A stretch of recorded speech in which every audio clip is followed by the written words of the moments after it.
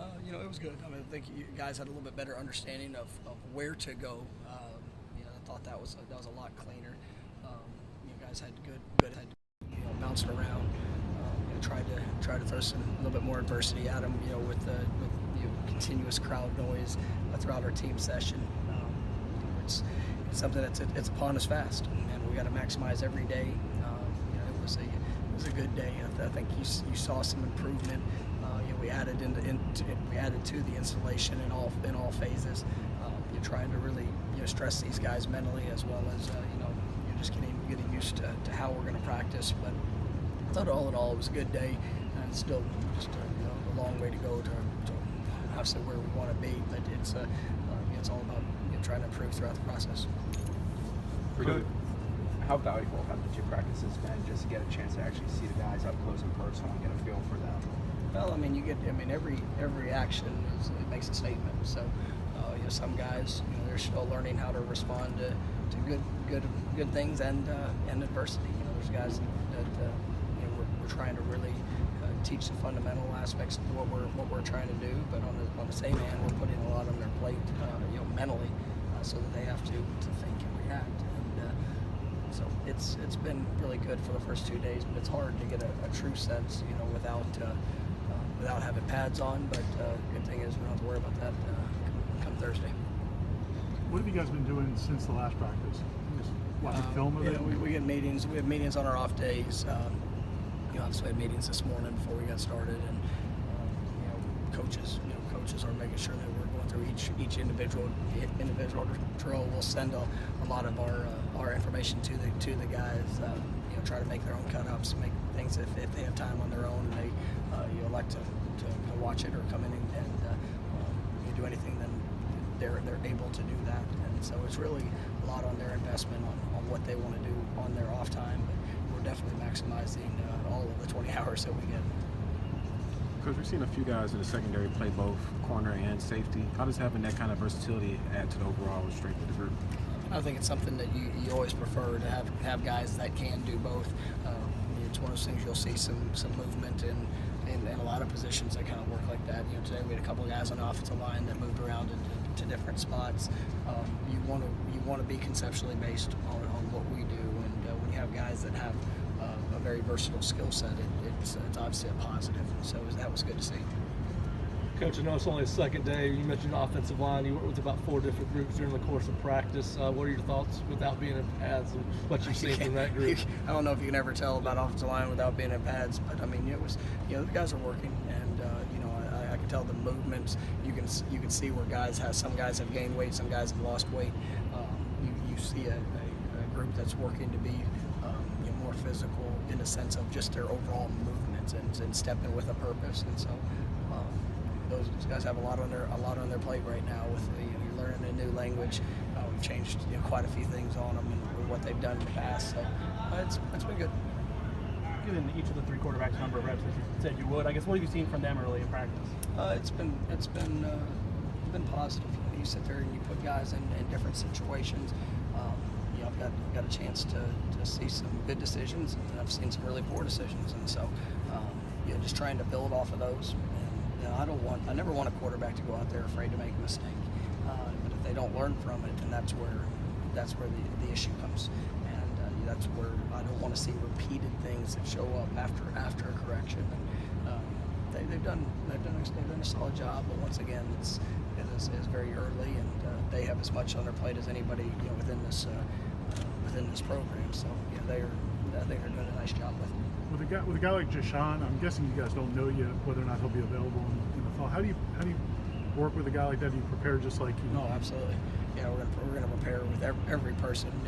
This is time for them to grow, and wherever it falls in their reps and how they're working them. That's we don't have any control over it right now. So we're preparing as if he is, and we'll see where it goes from there. What have you seen from Jashawn so far? I've really been pleased with him. I think that he's going to be non-contact for the most part of the spring, but he's done a nice job. You can see he's coming off of an injury that a lot of that sometimes is the mental block, and he's really done a good job of getting treatment, of rehabbing throughout the spring, and you can tell explosive young man. He got great size, strength. I mean, he's a great place to have him. But you also use those virtual reality cameras when you were at Memphis. How did that idea kind of originate with you? Well, it's something I always want to be unique and maximizing how we teach, and that's the number one thing I see. For us as coaches, I want to be great teachers, and everybody learns differently. And so when you're in a situation where you put them in the perspective of what they're gonna see or what they can expect, I think it just helps the process of growth. And when you have some guys that can't go through practice, or they're limited in reps, whether it's now or during the season, they're still able to get the repetition from that perspective on the field. And every coach always says, get your mental reps, but most times the people are getting mental reps are on the sidelines, so it's not real. But trying to make it as realistic as we possibly can. We heard a lot of the players after practice on Tuesday just talk about how different things feel for them. I mean, is it a learning curve for them to get acclimated to your style? Do you kind of cut them some slack in these first few days, or do you want to see immediate? It's our style. I mean, at the end of the day, whatever's happened or whatever their normal has been, this is a new normal, and everybody's got a different way of doing things, and it doesn't mean that any way is right, wrong, and different. I mean, if you maximize doing things the way you know and you have a purpose and a reason, I think that's what it's all about. And for our guys, I believe that the way we do things are going to help develop them in every aspect. And so they're kind of working to get acclimated to that. But we have one standard, and our standard is to be the best they've ever been. And so that's what I expect each and every day. And we're going to push them to it. And there's times that they'll make a mistake and they'll get the correction. They've got to learn from the correction. There's times they'll do something really well. Right? Still making sure that we're teaching on how we react to those things. I like the emotion of our guys. I like the passion of our guys. Sometimes we need to make sure that we're harnessing that and controlling that in the right way. And that's something that it's just part of the process. How do you anticipate things changing once you put pads on and get a little more physical? I hope that we continue to play faster. And every day you want to see growth. Every day you want to see guys that grow in confidence of what we're asking them to do. The physical nature of the game is something that is critical. And more than anything else, I want to see guys that are playing the game the right way, making sure that we're taking proper steps, that we're being fundamentally sound, that we're being smart on how we contact. All things that are part of that learning process and growth. And so I'm definitely looking forward to that. There's a couple of coaches that you didn't work with in the past. Have you seen them on the field? Have you learned anything from them? I've been really pleased with our staff. I mean, the first couple of days, you can tell guys are still. We're all working to get to the same understanding. But I saw a huge jump from day one to day two with our coaching staff, and I challenged them, just to make sure that we ask our players to improve. We ask our players to respond, and I thought our guys were really good today. I thought they understood where we're going to a much better our communication with managers, our communication with everybody around us. I thought we were a lot more efficient. It seems like a lot of times when there's a coaching issue or a coaching point to be made, a lot of times the kids are hearing it from 4 or 5 different coaches, people, assistants, and you. And how important is that they hear a message not just from one, not just the position? I think everybody's watching something specific, and to have the you have 10 full-time assistants, 4 GAs, and a head coach that's pretty active. I mean, you're gonna hear it, and that's something that we're trying to make sure that we all have our eyes somewhere.